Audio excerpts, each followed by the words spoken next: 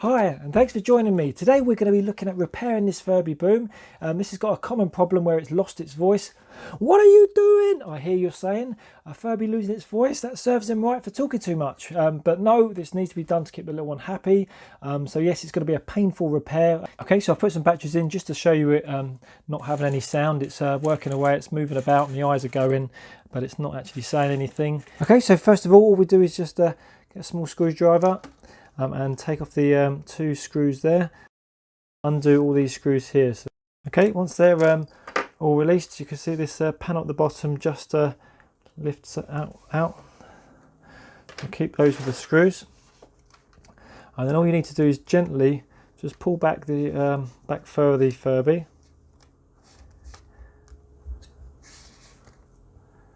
You first need to take off this little tag here. This is connected to the towel, so we just carefully unhook that, and then as you can see it just loops through like so. So pull up the outside of the Furby, being careful because there are wires attached, namely this one. Okay, so this is attached to the so I'll show you that. This is attached to the tickle sort of part of the Furby on the front here. So we need to gently disconnect that. Should just unclip. There we go. So just fingernails to pull that out. First screw here on the inside of the Furby. Just need to undo that.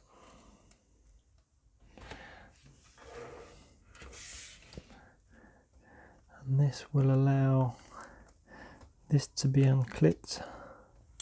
This clip here coming out. So you just need to sort of put the screwdriver in and then push it down so it allows the clips to come out, so you can sort of see there. Okay, so the next couple of screws are well hidden ones, which are right at the top here.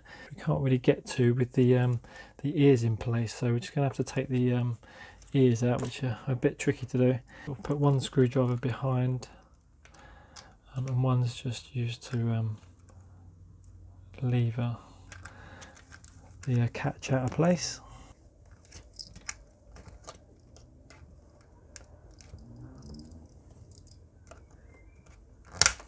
There we go. So that's that one. The other screwdriver behind it. Push that down and just gently lever towards you. You can just see that it's just coming out. So that's fine. Just a little pull. We'll get that out as well, which you can see just right at the top there. Okay, so I can feel that bouncing around as I'm undoing it, so that's now loose. I'll just get to the one on the other side. Oh, it's a bit easier to see. These are the easier screws. Got one this side and one down here. Okay, so these two will come out nice and easily. Okay, 1, 2. On the outside of the Furby, got this metal strip, and that's to do with the sensing touch of the Furby, so when you're picking it up and sort of tickling it. So we need to try and be careful with this, but still try and get into it. So I need to peel this back, but try and do it sort of carefully so we can replace it afterwards. Okay, so we'll just so delicately try and take this piece off now so we can put it back on afterwards.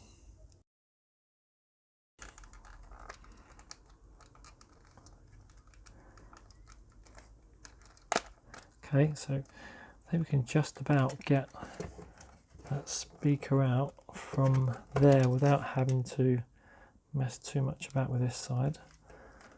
So we'll just see if we can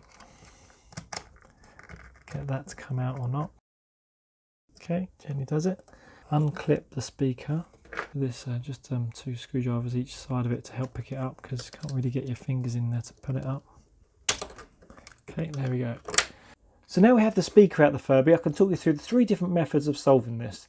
The first one would be to simply replace the speaker. If you happen to have a Furby that's half working and is happy to be an organ donor, then you can take the speaker out of that one and put it into this one.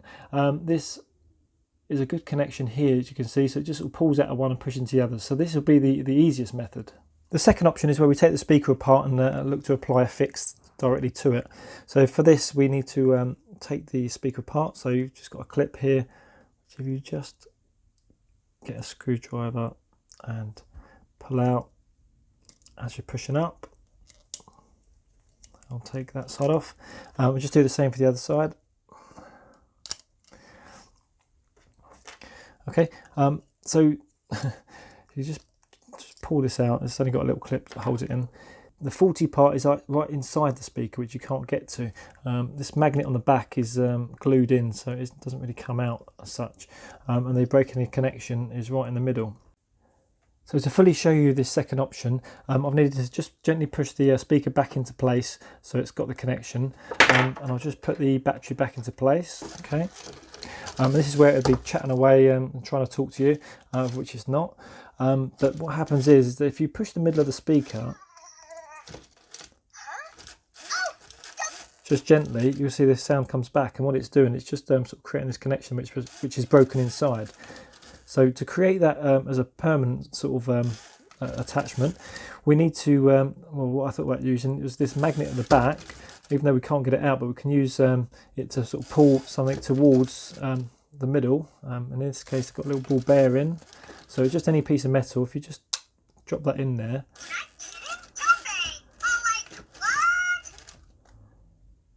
Okay, and that just sort of just pushes it against there just enough to make the connection. So that's, like I said, just a tiny ball bearing.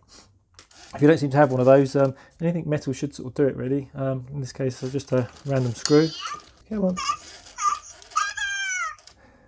Okay, so that, like I said, creates a connection. It's not the perfect fix in the sense of, it's not recreating the full connection there, so you might still have some sound distortion, and depending on what sort of size metal, you'll sort of might notice a bit of crackling potentially.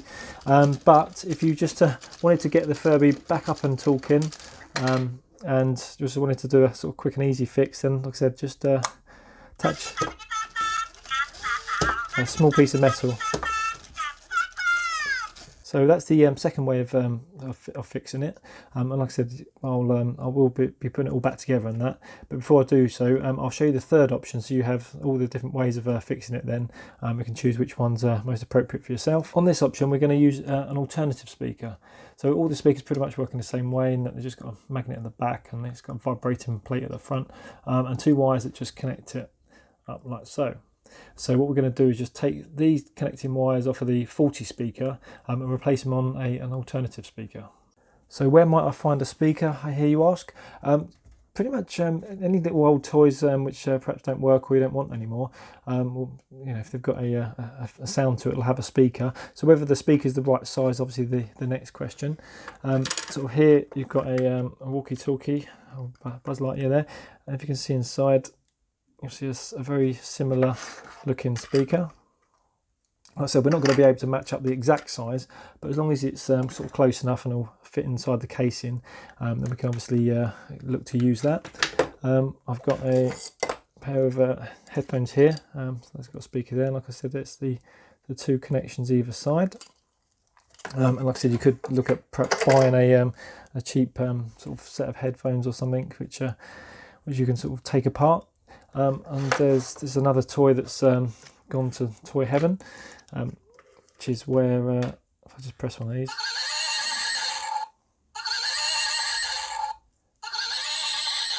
okay, so this is come out of a hobby horse, I believe it was, and you've literally got the speaker in there, like I said, magnet on the back and two connections either side.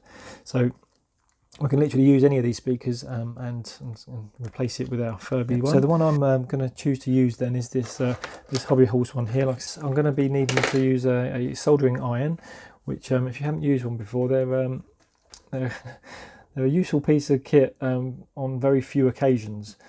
So they don't cost very much, but you might not get a whole heap of use out of it. But it is quite straightforward to use, so I'll talk you through how to use it. This one's literally just got one plug, which just plugs straight into the plug socket. And you've got to wait quite a bit of time for it to heat up. It gets particularly hot, so make sure you're in a safe environment and there's no kids about, and it's not about to catch fire to anything. I put this board down here just to protect the work surface, so you might want to consider doing the same. And you know, when the soldering iron's ready, it's basically when it melts the solder. So we just sort of tap it on one of the connections, but it just needs to get the metal to a certain temperature, and when it does that, the wire will just easily come off because the solder is melted. So it goes to like liquid.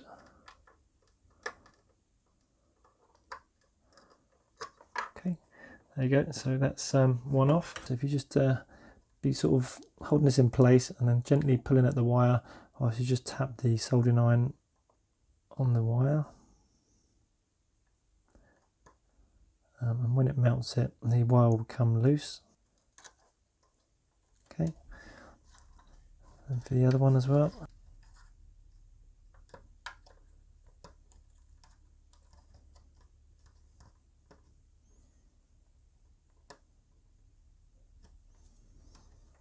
So to put this next wire back on, we just get the wire in place, melt the solder, and then just sort of put it into the melted liquid for it to dry. Okay, just hold it in place until it sets. That's one done.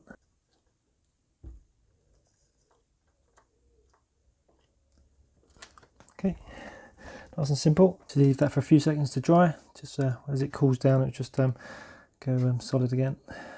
There you go. Wire stays in place. Okay, so they're both soldered into place now on this new speaker. Okay, so the moment of truth, I've loosely put the connection back in, so I just wanted to check it works before putting it all back together. And we'll just put the battery in, and hopefully it should come to life and start chatting.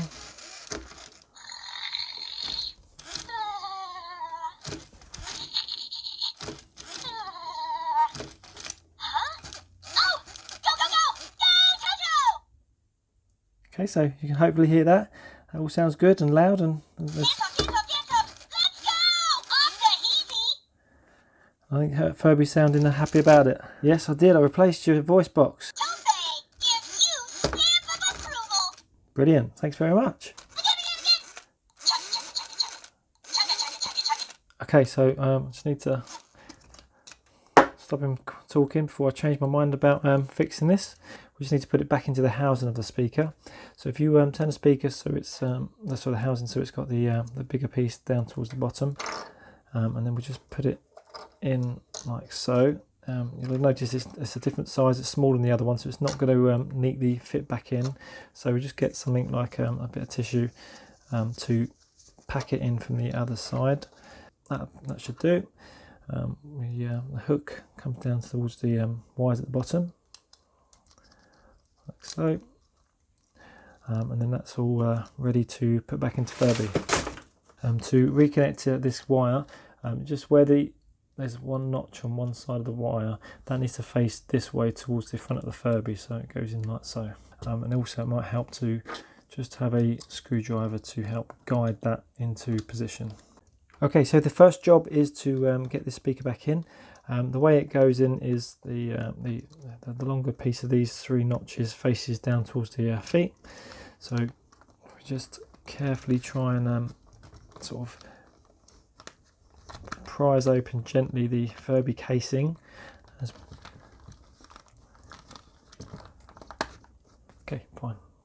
Okay, so you just have to kind of peel it up at the top.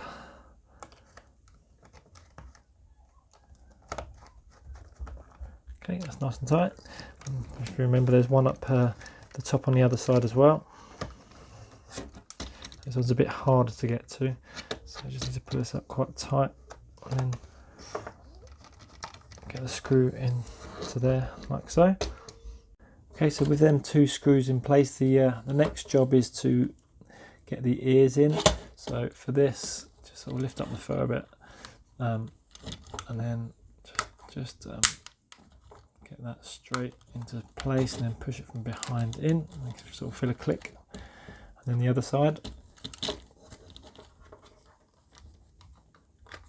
So just lift it up a bit, bend that down.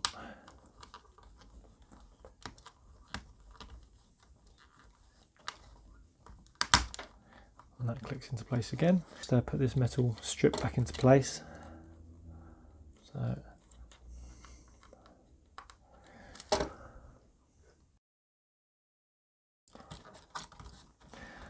push that down nice and tight. If the sellotape's worn out on yours a bit, you can put some more sellotape on there to keep it into place. But that's all good on this one. Pull this up a bit. Okay, so next we need to get this clip either side in here into place. So we just need to pull this down a bit,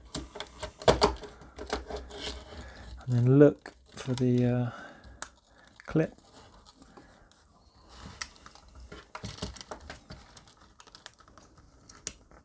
Okay, so just click that into place, and on the other side, and that's getting the face into place. So just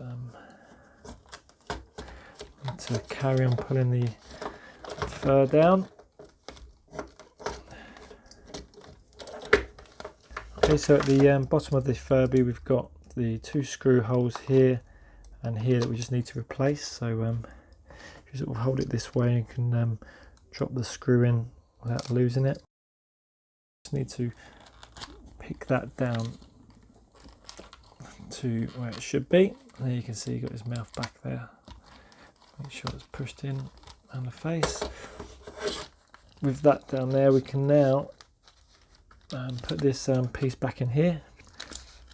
Helps connect the face to the base of it. Goes over that screw like so.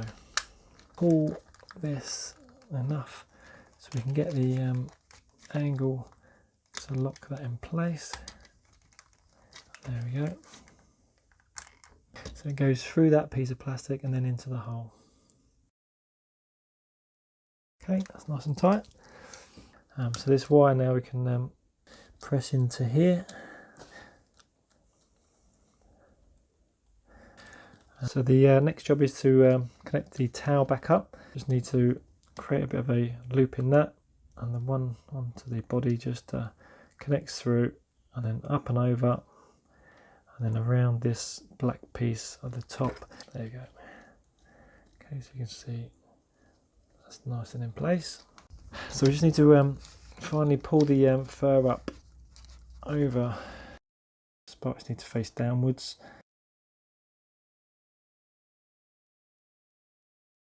So that's all working. A nice easy repair. Hopefully that's helped you, and I'll see you next time.